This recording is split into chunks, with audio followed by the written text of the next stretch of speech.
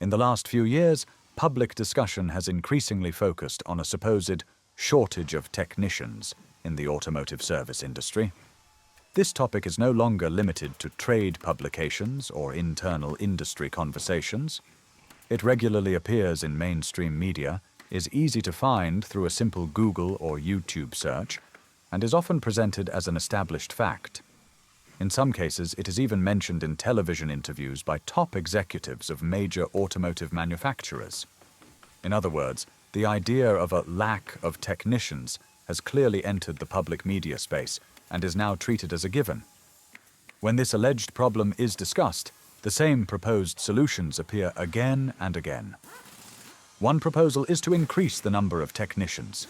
This includes training more people, importing labor, expanding educational programs, and actively bringing new workers into the industry.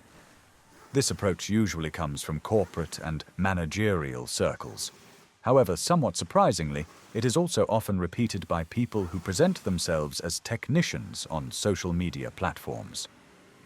Another proposal is to pay technicians more and eliminate flat-rate compensation.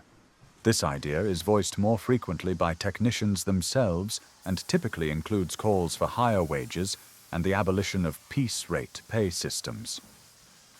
These two solutions are fundamentally incompatible. It is not possible to increase labor supply while simultaneously expecting sustained upward pressure on wages. From the perspective of basic economics, these goals directly contradict each other. Now here is the key point, and I need to be very direct about what I am actually saying. There is no shortage of technicians. In fact, there are still too many.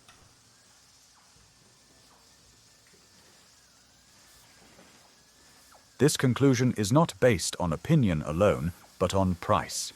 In a market economy, a real shortage of any resource manifests itself through rapid and visible price growth.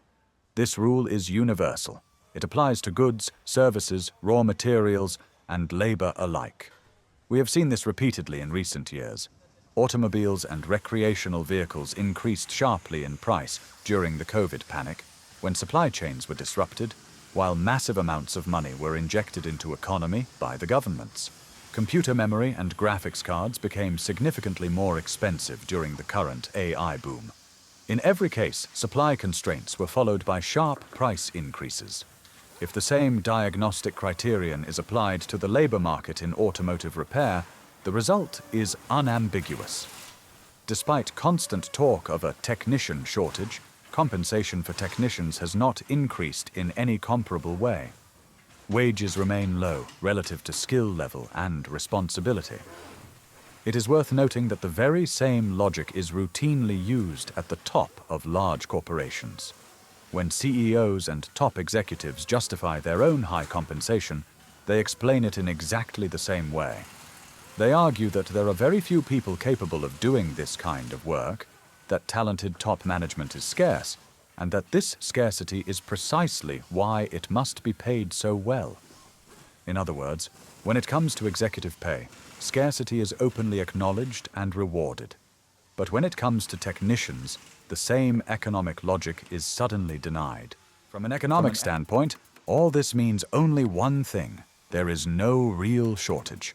Another major error lies in how the industry measures this alleged shortage. In practice, it is often defined by the number of service bays or vehicle lifts that are not assigned to a technician. This metric is fundamentally flawed. A technician is not an accessory attached to a lift. A lift or service bay is a tool, not a job position. Lifts and service bays are instruments used by technicians.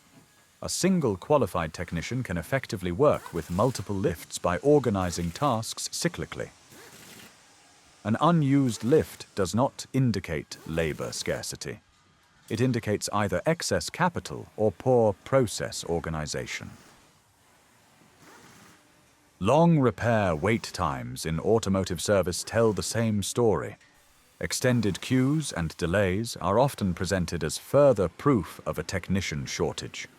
In reality, they usually point to the same underlying issue: poorly organized processes.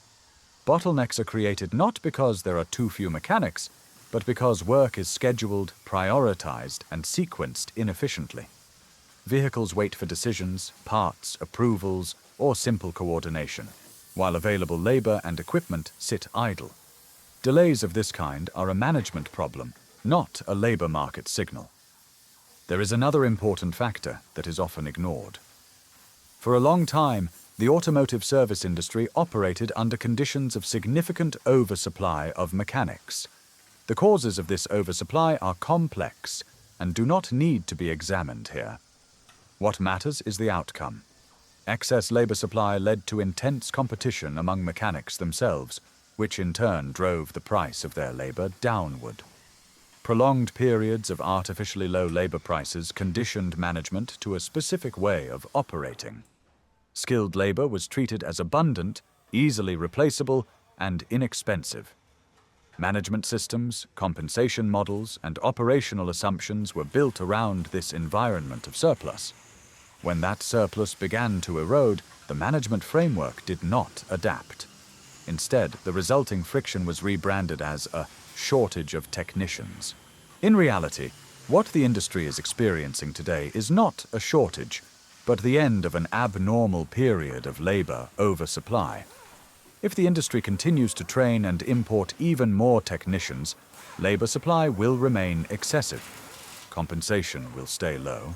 Low wages will continue to push people out of the profession. Resources spent on training will be wasted. The cycle will repeat. This approach does not solve the problem. It perpetuates it. Some technicians and even some managers propose banning flat-rate compensation entirely. This approach is also misguided. Flat rate exists because it provides a strong incentive for productivity. Removing it without addressing deeper structural issues would likely reduce efficiency even further in an industry where efficiency is already low. The real problem is not the existence of piece rate pay as a principle. The real problem is the inability to accurately estimate labor time under non-standard conditions, especially when real labor data is intentionally distorted to maximize short-term profit. The topic of labor time estimation in automotive service deserves separate and repeated discussion. For now, it is sufficient to state that simply abolishing flat rate does not solve technician compensation problems. If the goal is to pay technicians more and retain qualified professionals, the only viable path is to increase labor efficiency and reduce parasitic overhead within automotive service businesses. Today, it is widely considered normal for a technician to receive only 10 to 30% of the labor rate paid by the customer. Within this framework, the wage problem is mathematically unsolvable. To double a technician's income under the existing structure, a shop would have to double its labor rate. That would make vehicle repair economically meaningless for a large portion of car owners. The issue is not customer willingness to pay. The issue is how labor value is distributed inside the business. There is no shortage of technicians in automotive service. What the industry is actually facing is a shortage of competent management. Managers who understand economics, process design, and long-term sustainability do not experience a shortage of technicians, and technicians working within such systems do not experience a shortage of income. The current market, with its existing labor rates, stable demand, and customers' demonstrated willingness to pay for quality repair, is already capable of supporting strong technician compensation. The limiting factor is not labor supply. The limiting factor is management capability. That is the real problem facing the automotive service industry today.